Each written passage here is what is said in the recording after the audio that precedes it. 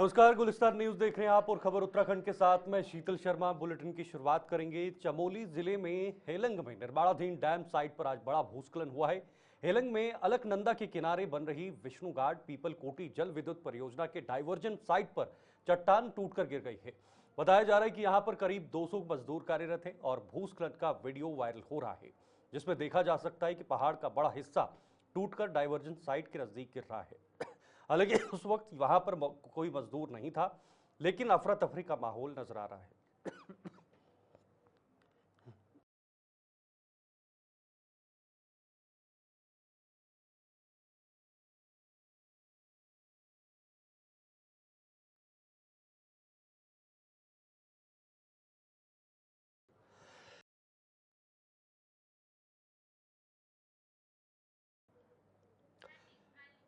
तो आपको बता दें, ये जो भूस्खलन हुआ है इसकी तस्वीरें इस वक्त आप अपने स्क्रीन पर देख रहे हैं। ये परियोजना के डाइवर्जन साइट पर भूस्खलन हुआ है।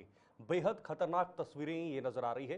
हालांकि अभी तक बताया जा रहा है कि कोई मजदूर वहां पर नहीं थे, लेकिन साइट पर टीएचडीसी की सहायक कंपनी एचसीसी कंपनी काम कर रही है और फिलहाल प्रशासन की टीम मौके पर पहुंच चुकी है और वहां पर जायजा भी लिया जा रहा है।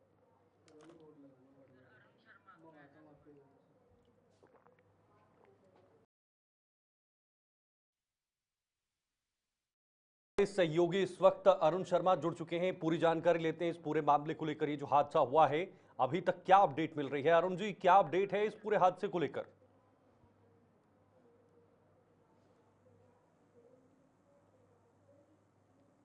सुन पा रहे हैं आप?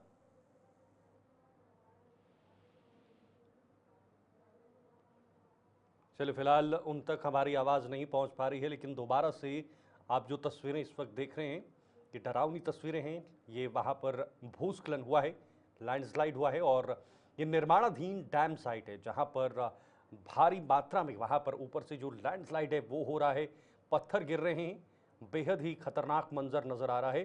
हालांकि नुकसान कितना हुआ है, क्या हुआ है, वो अभी तक साफ नहीं है। उसको लेकर फिलहाल हम अपने सहयोगी से भी बातचीत करेंगे। लेकिन पूरा मामला जो है ये चमोली जिले से सामने आया है, जहां पर एक निर्माणाधीन डैम का काम हो रहा है। यहां पर साइट पर, जो साइट है जहां पर लोग काम करते हैं, वहीं पर यह भूस्खलन की स्थिति बनी हुई है। अलकनंदा के किनारे बन रही विष्णुघाट पीपल कोटी जल विद्युत परियोजना है, यानी हाइड्रो इलेक्ट्रिक पावर प्रोजेक्ट, ये वहां पर बन रहा है, जहां पर चट्टान टूटकर गिर गई और बताया जा रहा है कि यहां पर करीब 200 मजदूर कार्यरत हैं।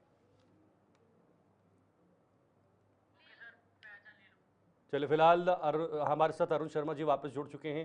अरुण जी, क्या जानकारी मिल पा रही है इस लैंडस्लाइड को लेकर? कितना नुकसान हुआ है? क्या वहां पर कोई उस समय काम कर रहा था, और अगर कर रहा था तो क्या पूरी अपडेट है इस घटनाक्रम को लेकर? देखिए, ये देहरादून से लगभग 300 किलोमीटर जो बद्रीनाथ मार्ग है उसमें ये स्थान पड़ता है, हेलंग जोशीमठ से पहले। और यहाँ बरसात की वजह से आज लैंडस्लाइड हुआ है। और उस टाइम ये जो विष्णु घाट पीपल गोटी परियोजना है जी, ये टीएचडीसी की परियोजना है, टिहरी हाइड्रो डेवलपमेंट कॉर्पोरेशन की, और उसमें काम चल रहा था। तो वो जब लैंडस्लाइड आया तो कुछ मजदूरों ने भाग के जान बचाई और कुछ वहां फंस गए। लगभग 4 मजदूर जो सूचना मिल रही है घायल हो गए हैं। हाँ। और उन 4, उसके बाद जब ये घटना घटी है उसके बाद एसडीआरएफ, पुलिस, स्थानीय लोगों ने और जो और मजदूर थे उन्होंने बचाव कार्य किया और इन मजदूरों को अस्पताल पहुंचाया। फिलहाल ये पता लग रहा है कि चारों की हालत ठीक है। किस वजह से, क्यों आखिर ये इतना बड़ा हादसा हुआ है? क्या ऐसी कोई संभावना थी, अंदाजा था कि ऐसे वहां पर लैंडस्लाइड अचानक से होगा, या फिर अचानक से लैंडस्लाइड होता है? क्योंकि बारिश बहुत ज्यादा पिछले कई दिनों से हो रही है अरुण जी। देखिए, ये बारिश की वजह से ये जो उत्तराखंड के जो पहाड़ है ये नए हिमालय के पहाड़ है। बिल्कुल। तो इस बारिश की वजह से अक्सर क्या होता है कि जो पेड़ों की जड़ें रहती है उस पर मिट्टी की पकड़ कम हो जाती है और जिसकी वजह से वो अपने स्थान पे खिसक जाते हैं। और बरसात में ये, देखिए, ये सामान्य घटना है। मुझे लगता है कि जैसे हिमालयन जो स्टेट है, खासकर उत्तराखंड, हिमाचल और जम्मू कश्मीर जो नॉर्थ की स्टेट है, इनमें ये सामान्य घटनाएं हैं। हाँ। बरसात में अक्सर लैंडस्लाइड की घटनाएं हो जाती हैं। तो ये इसमें कोई ऐसी बात नहीं है कि अचानक से हुआ, ये हो जाता है। हाँ बिल्कुल, ऐसी घटनाएं होती हैं खास तौर पर बड़े बड़े जब ऊंचे ऊंचे पहाड़ हैं, क्योंकि उत्तराखंड का इलाका पूरा ज्यादातर पहाड़ी इलाका है। लेकिन जो सेफ्टी मेजर्स होते हैं हाइड्रो इलेक्ट्रिक पावर प्रोजेक्ट में, अरुण जी, क्या उनको सही से फॉलो किया जा रहा है, उनका पालन किया जा रहा है? क्योंकि जो कंपनी में कार्यरत वर्कर्स होते हैं उनकी सेफ्टी का ध्यान रखना कंपनी का अधिकार होता है, उनके हित में होता है। आप बिल्कुल सही कह रहे हैं, लेकिन जब इस तरह की घटना होती है, आपातकालीन घटना होती है, तो उस पर किसी का जोर नहीं होता, वो मैन कंट्रोल नहीं होती। निश्चित तौर पर टीएचडीसी ने वहाँ सेफ्टी मेजर रखे होंगे, लेकिन अब ये घटना घटी है, इसके बाद इसकी जांच भी होगी। जांच के बाद ये सामने आएगा कि वो सेफ्टी मेजर कितने कारगर थे या कितने कारगर नहीं थे। अभी अरुण जी से वहां जो साइट है वहां की क्या अपडेट है? क्या फिर से काम शुरू किया गया है या थोड़ी देर के लिए काम को रुकवा दिया गया है? नहीं, अभी उस स्थान पर काम रुका हुआ है। हाँ। क्योंकि मलबा बहुत ज्यादा गिर गया और उस मलबा गिरने की वजह से वो जो सुरंगें थी, हाँ। उनमें से बहुत सारी सुरंगें बंद हो गई हैं, तो इस वजह से अभी काम रुका हुआ है। तो मतलब अगर टेक्निकली समझा जाए तो कंपनी का नुकसान भी हुआ है इस खास तौर पर लैंडस्लाइड होने के बाद? निश्चित तौर पर देखिए, जब ऐसी घटना होती है तो उसमें नुकसान उठाना ही पड़ता है, वो चाहे कंपनी का नुकसान हो या मैन पावर का नुकसान हो, वो होता ही है जब वहां भीड़ भाड़ हो। उत्तराखंड में ये आम है अरुण जी, अक्सर समय समय पर ऐसी घटनाएं देखने को मिलती है। कहीं पर सड़कों पर लैंडस्लाइड होता है, रिसाव होता है जमीन का। ये प्राकृतिक आपदा का अगर जो सिलसिला देखें तो उत्तराखंड में आम बात जैसी नजर आती है। इन तमाम चीजों को लेकर सरकार कैसे मॉनिटरिंग कर रही है आने वाले समय में, या जो बरसात का समय चल रहा है, सरकार कैसे ओवरऑल इस पर मॉनिटरिंग कर रही है? देखिए, हर जगह प्रशासन और पुलिस की ड्यूटी है, हाँ। कि कहीं भी अगर ऐसी घटना की, दुर्घटना की सूचना मिले तो तुरंत मौके पे पहुंचे। साथ में एनडीआरएफ, एसडीआरएफ भी तैनात रहती है। तो ये तमाम चीजें हैं। अब देखिए, प्रिकॉशन अपनी तरफ से सरकार लेती है, लेकिन कुदरत का कहर पे किसी का बस नहीं चलता। मैं ये कह रहा हूँ, इस बार देखिए हिमाचल में कितना नुकसान हुआ है बरसात से, बहुत ज्यादा नुकसान हुआ है। उत्तराखंड में उतना नुकसान नहीं हुआ, लेकिन अब ये अचानक घटी घटना है कि वहाँ वो डैम साइड में काम चल रहा था और अचानक पहाड़ भरभरा कर नीचे आ गया और उसकी चपेट में 4 मजदूर आ गए। तो कोशिश की जाती है कि नुकसान कम से कम हो, लेकिन अगर नुकसान हो जाता है, ये आपातकालीन स्थितियां हैं, तो इसमें देखिए किसी का बस नहीं चलता। बिल्कुल, किसी का बस नहीं चलता। बहुत बहुत शुक्रिया आपका अरुण जी, हमारे साथ ज्वाइन होने के लिए और ये तमाम अपडेट साझा करने के लिए। हमारे वरिष्ठ पत्रकार अरुण जी इस वक्त जुड़े हुए थे, जिन्होंने कहा कि जब प्राकृतिक आपदा जैसी स्थिति बनती है तो वो मनुष्य के वश में नहीं होता, क्योंकि ये प्राकृतिक है। लेकिन फिलहाल जो हादसा हुआ है, जो वहां पर घटनाक्रम हुआ है, इस पर किसी के हताहत होने की खबर नहीं है। हाँ, जरूर सुरंगों में थोड़ा बहुत नुकसान होने की संभावना है। आगे बढ़ेंगे। प्रधानमंत्री नरेंद्र मोदी द्वारा किसान सम्मान निधि की 20वीं किस्त बनारस उत्तर प्रदेश के बनोली गांव से वितरित की है। 20वीं किस्त के रूप में उत्तराखंड के 8,28,787 लाभार्थियों को कुल 184.25 करोड़ की धनराशि डीबीटी के माध्यम से किसानों के खातों में डाली गई है। इससे पहले उत्तराखंड को 19 किस्तों में कुल 3,111.49 करोड़ की जो धनराशि है वो वितरित की जा चुकी है। और इस अवसर पर देहरादून में भी कृषक संवाद कार्यक्रम आयोजन किया गया है। इसमें प्रदेश के मुख्यमंत्री पुष्कर सिंह धामी ने प्रतिभाग किया और किसानों को संबोधित किया। अपने संबोधन में मुख्यमंत्री ने क्या कहा, आइए देखते हैं। 184 करोड़ से अधिक की सहायता राशि वितरित की जाएगी। इसके लिए मैं आदरणीय प्रधानमंत्री जी का और आदरणीय कृषि मंत्री जी का हृदय से आभार व्यक्त करता हूं। भाइयों बहनों, आज आदरणीय प्रधानमंत्री जी द्वारा गांव, गरीब और किसान को देश की आत्मा मानते हुए संकल्पित होकर किसानों की आय को दुगना करने तथा उनके जीवन को ऊंचा उठाने के लिए आदरणीय प्रधानमंत्री जी निरंतर कार्य कर रहे हैं। आज देश भर के 10 करोड़ किसानों को प्रधानमंत्री किसान सम्मान निधि योजना के माध्यम से आर्थिक सहायता प्रदान की जा रही है। इसमें से उत्तराखंड के किसानों को करीब 3300 करोड़ रुपए से अधिक की धनराशि प्राप्त हुई है।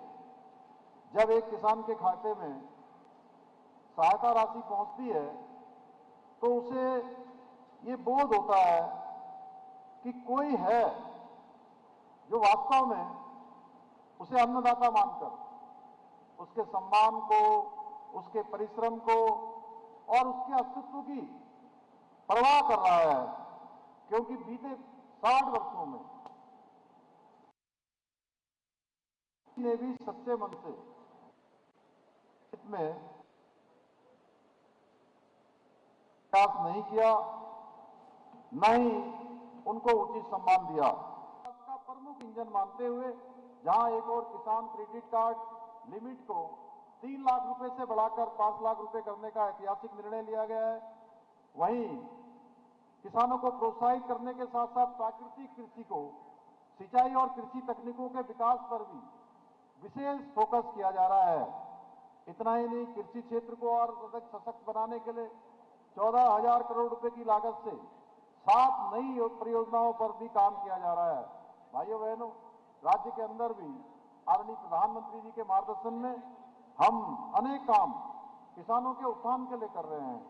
जहां किसानों को 3 लाख रुपए तक का ऋण बिना ब्याज के उपलब्ध करा रहे हैं, वहीं कृषि उपकरण खरीदने के लिए फार्म मशीनरी बैंक योजना के तहत 80% की सब्सिडी भी प्रदान कर रहे हैं। अभी हमने नहरों से सिंचाई को पूरी तरह से सिंचाई के लिए मुक्त करने का काम किया है। साथ ही किसानों की आयु बढ़ाने के लिए पॉली हाउस के निर्माण के लिए 200 करोड़ रुपए की राशि का प्रावधान किया है।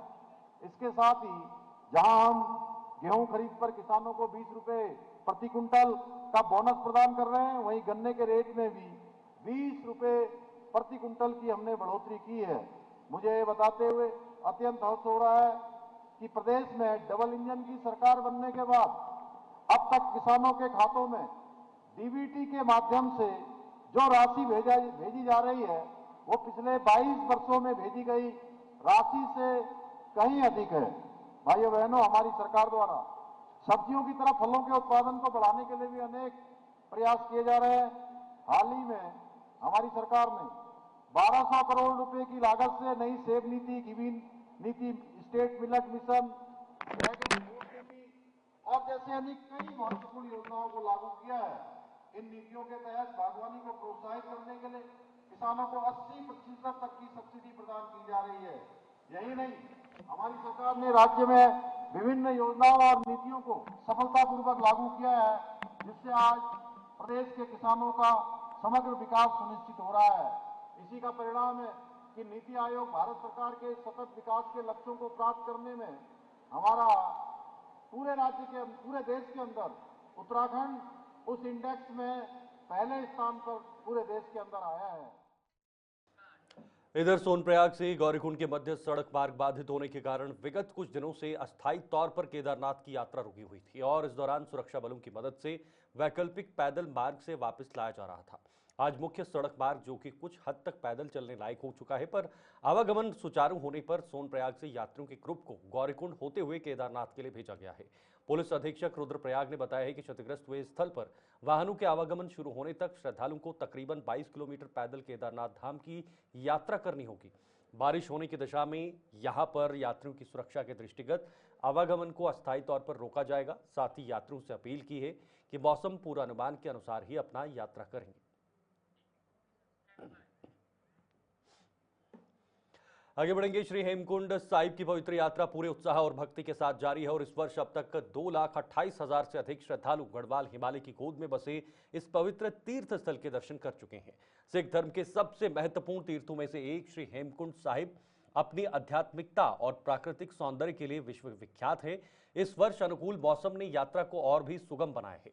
सामान्य वर्षा और सुव्यवस्थित मार्ग प्रबंधन के कारण ऋषिकेश से गोविंद घाट तक का पर्वतीय मार्ग सुरक्षित और निर्बाध बना हुआ है।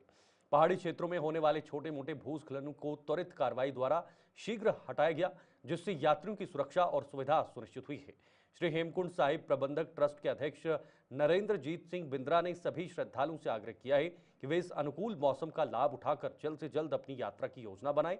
उन्होंने कहा, श्री हेमकुंड साहिब की पवित्रता और हिमालय की शांति का अनुभव करने का यह एक सुनहरा अवसर है। यात्रा 10 अक्टूबर 2025 को समाप्त होगी, इसलिए भक्तजन समय रहते दर्शन का लाभ उठाएं। ट्रस्ट सभी श्रद्धालुओं का इस पावन यात्रा में हार्दिक स्वागत करता है। आगे बढ़ते हैं। देहरादून समेत राज्य के 6 जिलों में शनिवार को भारी बारिश का येलो अलर्ट जारी किया है। इसके अलावा प्रदेश के सभी जिलों में कहीं कहीं गर्जना के साथ आकाशीय बिजली चमकने और बारिश के तेज से दौर में होने की संभावना है। मौसम विज्ञान केंद्र देहरादून के वैज्ञानिक रोहित थपलियाल ने बताया है कि सभी जनपदों में अधिकांश स्थानों में हल्की से मध्यम वर्षा और बौछारें होने की संभावना है। देहरादून समेत पौड़ी, टिहरी, रुद्रप्रयाग, नैनीताल और बागेश्वर जिले के कुछ इलाकों में भारी बारिश का येलो अलर्ट जारी है। बारिश के मद्देनजर अल्मोड़ा, बागेश्वर, चमोली, चंपावत, देहरादून, नैनीताल, पौड़ी, गढ़वाल, पिथौरागढ़, टिहरी गढ़वाल और उत्तरकाशी जिले में बाढ़ की चेतावनी जारी की गई है। देखिए, आज 1 तारीख हो गई है, तो अगले 3-4 दिन 1 से लेकर 4 तारीख तक उत्तराखंड में अधिकांश स्थानों पे हल्की से मध्यम वर्षा मिलने की संभावना है। और भारी बारिश की बात करें तो 1 तारीख और 2 तारीख को उत्तराखंड के जो पर्वतीय जिलों में जैसे देहरादून है, टिहरी है या नैनीताल, बागेश्वर, यहाँ कहीं कहीं जो भारी वर्षा मिल सकती है। उसके बाद 3 और 4 तारीख को थोड़ा वर्षण में वृद्धि की संभावना लग रही है। तो इसमें जो 3 तारीख को बागेश्वर में भारी से बहुत भारी वर्षा मिलने की संभावना है, जबकि जो नैनीताल, देहरादून, पौड़ी, टिहरी या अंदर के उत्तरकाशी, रुद्रप्रयाग जनपद है, इनमें कहीं कहीं भारी वर्षा मिल सकती है। इसी तरीके से 4 तारीख को भी जो कुमाऊं में बागेश्वर है, नैनीताल है या चंपावत है, वहाँ भारी से बहुत भारी वर्षा कहीं कहीं मिल सकती है। जबकि उधम सिंह नगर है या पौड़ी, देहरादून, रुद्रप्रयाग, ये उत्तरकाशी है, वहाँ पे भारी वर्षा मिलने की संभावना है। तो कह सकते हैं कि एक्टिविटी जो है अभी अगले 3-4 दिन रहेगी और 3 और 4 तारीख में जो है मानसून एक्टिविटी वो जो है थोड़ी। रुड़की के मलकपुर चुंगी स्थित होटल श्रीनिवास में सिविल लाइंस पुलिस और एंटी ह्यूमन ट्रैफिकिंग यूनिट ने बड़ी कार्रवाई करते हुए 8 युवतियों और 5 युवकों को आपत्तिजनक हालात में हिरासत में लिया है। गिरफ्तार लोगों में होटल का मैनेजर भी शामिल है। बताया जा रहा है कि इस होटल में लंबे समय से देह व्यापार का गोरख धंधा चल रहा था। ग्राहकों की डिमांड पर युवतियों को बाहर भी भेजा जाता था। कोतवाली प्रभारी मणिभूषण श्रीवास्तव के मुताबिक सभी से पूछताछ जारी है। नामों का खुलासा कार्रवाई पूरी होने के बाद किया जाएगा। बड़ी बात यह है कि शहर के बीचों बीच इस तरह का धंधा चल रहा था और प्रशासन की आंखों में धूल झोंकी जा रही थी। अब देखना होगा कि इस गोरख धंधे की जड़ें कितनी गहरी हैं और कितने रसूखदारों से इसका कनेक्शन जुड़ा है। तो साथ ही देहरादून में किशन नगर चौक के पास टपकेश्वर महादेव मंदिर के भगवान भोले शंकर की झांकी का स्वागत किया है। ये झांकी हरिद्वार जा रही थी। अब वहीं आपको बता दें, इस आगामी 7 अगस्त को निकलने वाली देहरादून की प्रसिद्ध शिव बारात शोभा यात्रा में लगे हैं। उसी को लेकर महंत भरत गिरी महाराज ने बताया है कि भगवान भोले शंकर अपनी गुफा से निकलकर नगर भ्रमण के लिए प्रस्थान कर चुके हैं और सुबह को हरिद्वार जाकर स्नान करेंगे तथा 2 दिन जंगल में विश्राम करेंगे। इसके बाद 7 अगस्त को पुनः अपनी गुफा में आएंगे। आज भगवान शंकर गुफा से बाहर निकल चुके हैं नगर भ्रमण के लिए और अब सुबह हरिद्वार जाके स्नान करेंगे और 2 दिन यहाँ जंगल शिवालय में विश्राम करेंगे और 7 तारीख को शिवाजी धर्मशाला से सज धज के पूरे देहरादून निवासियों को आशीर्वाद देते हुए टपकेश्वर पहुँचेंगे। शिवाजी धर्मशाला से सहारनपुर चौक, धामावाला, पलटन बाजार, घंटाघर, कन्नाट प्लेस होते हुए गढ़ी कैंट एरिया से होते हुए गढ़ी कैंट और वहां से पोस्ट ऑफिस से गढ़ी कैंट होते हुए टपकेश्वर में यात्रा समापन होगा और पूर्ण रूप से तैयारियां हो चुकी है। अभी देहरादून हम तो है तैयारी में, लेकिन देहरादून से सभी भक्त लोग अपनी अपनी तैयारियां कर चुके हैं।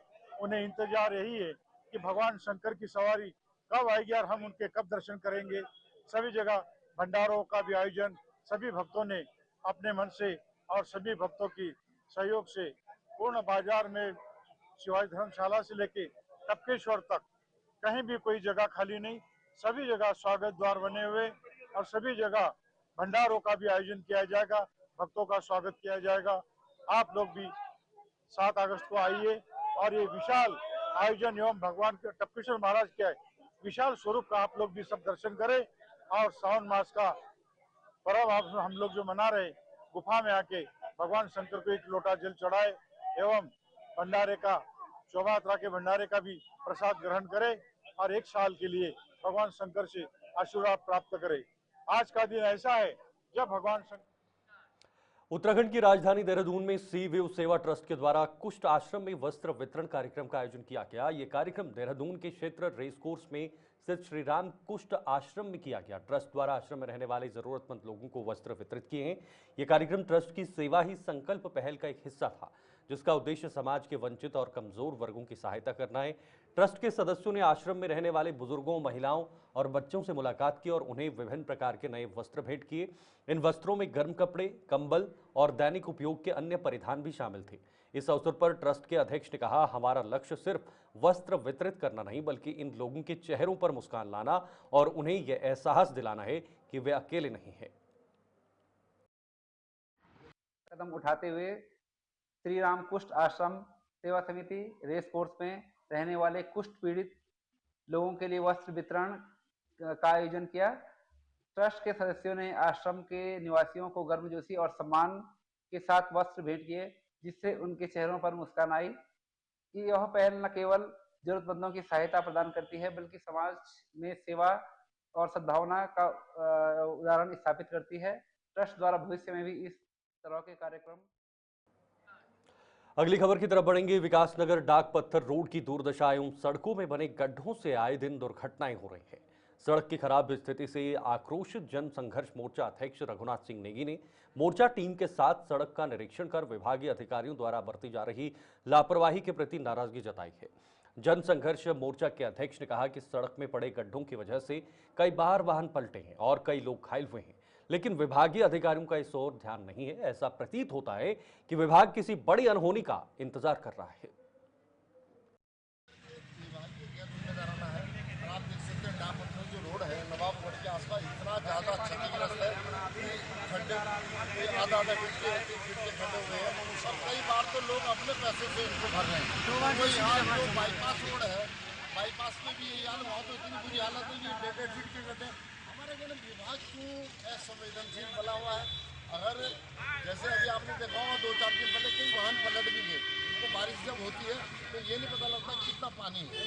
इस टाइम बारिश नहीं है, ऐसे में तो पता लग रहा है कि पानी नहीं है, लेकिन जब बारिश होती है तो पूरा तालाब बन जाता है। इसमें लोगों को हरिद्वार के पीली पड़ाव इलाके से एक बेहद चिंताजनक तस्वीर सामने आई है। और गर्मी और उमस भरे इस मौसम में जहां पानी हर किसी की बुनियादी जरूरत है, तो वहीं यहां के स्थानीय निवासी एक एक बूंद पानी को तरस रहे हैं।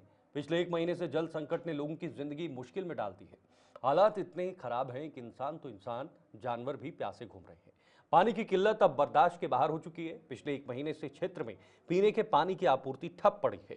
स्थानीय लोग रोजमर्रा की जरूरतें के लिए दूर दराज के इलाकों से पानी ढोने को मजबूर हैं। पिछले 1 महीने से पानी नहीं आ रहा है। बच्चे, बूढ़े, जानवर सब परेशान हो चुके हैं। सबसे ज्यादा पानी की है। 1 महीना हो गया पानी नहीं आया यहाँ पे। पहले आज आ रहे, कल आ रहे, 1 महीना कर दिया ऐसे, अभी तक कोई पानी नहीं आया यहाँ पे। पानी नहीं आ रहा बस यहाँ पे। सर कब खेतों का काम करें, कब घास काटेंगे, कब हम ड्यूटी जाते हैं, कब हम पानी ढोएं, कब डंगरों को देखेंगे। पानी की सबसे ज्यादा प्रॉब्लम हो रही है हमारी समस्या पानी की है जी। ये 4 पशु हमने पाल रखे हैं कि उसको कब हम पानी पियाएं, कब हम खेत में करें और कब हम थोड़ी अपनी नहाने धोने की व्यवस्था किस चीज़ से करेंगे। हाँ, कैसे करेंगे हम, कैसे आगे बढ़ेंगे जब गंदे रहेंगे तो तमीज नहीं हमें बिल्कुल भी आने की। जब यहाँ की जनप्रतिनिधि कहाँ सो रहे हैं, यहाँ पे कोई नहीं आता नहीं, कोई नहीं देखता यहाँ पे कैसे जनता जी रही है, कैसे नहीं जी रही है। कौन सा गाँव है? अंदर पीली पड़ाव और पानी की बहुत दिक्कत। देहरादून में आकाश एजुकेशनल सर्विसेज लिमिटेड ने एंथे के 16 शानदार वर्षों का जश्न मनाते हुए एंथे 2025 लॉन्च किया, जो छात्रों को भविष्य के प्रॉब्लम सॉल्वर बनने के लिए सशक्त बनाएगा। ये कक्षा 5 से 12 तक के छात्रों के लिए 100% तक की स्कॉलरशिप और 2.5 करोड़ रुपए की कैश अवार्ड की भी घोषणा की है। वहीं AASL ने स्कॉलरशिप और एडमिशन के लिए आकाश इनविक्ट्स एस टेस्ट लॉन्च किया है, जो कि एंथे की परीक्षा इस साल 4 से 12 अक्टूबर 2025 के बीच ऑनलाइन और ऑफलाइन दोनों मोड में आयोजित होंगी। इसका पर्पस यही है कि जितने भी बच्चे हैं जो इंजीनियरिंग, मेडिकल में प्रिपेयर करना चाहते हैं, उनको सारे बच्चे ये एग्ज़ाम दे करके स्कॉलरशिप अवेल कर सकें और उसके बाद अपना एडमिशन कराएं और अपना प्रिपरेशन कर सकें। ये जो स्कॉलरशिप है, टोटल जितने बच्चे हमारे पास आते हैं, based on our analysis of previous admissions and this year's expectation, total 250 crore का बच्चों को हम। खबर उत्तराखंड में अभी के लिए फिलहाल इतना ही, लेकिन देश दुनिया और जम्मू कश्मीर की खबरों के लिए आप बने रहिए गुलिस्तान न्यूज़ के साथ। मुझे दीजिए इजाजत, नमस्कार।